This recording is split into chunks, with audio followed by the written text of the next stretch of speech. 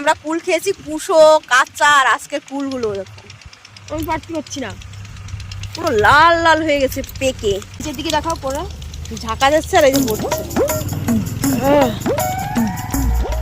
রক্ত নেই গায়ে।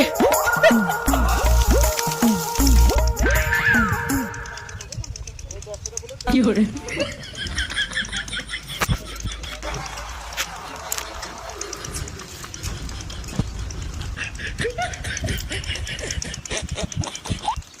করে আর খেতে না ভাই চল। আগের দিন কুল পাড়ার সময় ভোট হয়েছিল, ওর পিঠের উপর দাঁড়িয়ে কুল পাড়িয়েছি, আর ও ভোট হয়ে গেছে তার মধ্যে কাছে গালে খুলতে, আমার গালে খুলতে ফুল আমার সেই লাগে প্রচন্ড টক, আমি তো খেতে পারছি না। আর ও গালে নিয়ে ওর মুখে দেখেই মনে হচ্ছে না টক, মনে হচ্ছে সেই মিষ্টি। কিন্তু যে শস্য বাগানে যে কুলগুলো ছিল ওইগুলো একটু মিষ্টি ছিল, এত টক ছিল না। এই গাছের কুলগুলো খুব টক।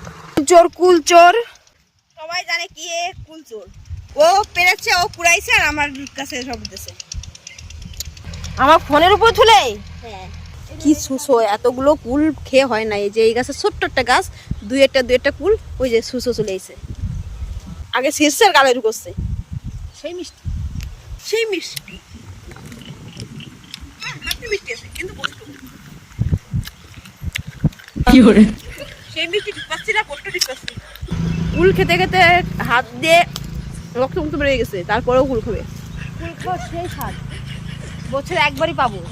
আর এই তুই মাঘ মাসের থেকে সে গুড়ি গুড়ি হয়েছিস তখন থেকে খাওয়া শুরু করছে, আর এই যে চৈত্র মাস খাইয়েই যাচ্ছে, বন্ধু হচ্ছে না খাওয়া। বছরে এই কয়টা মাস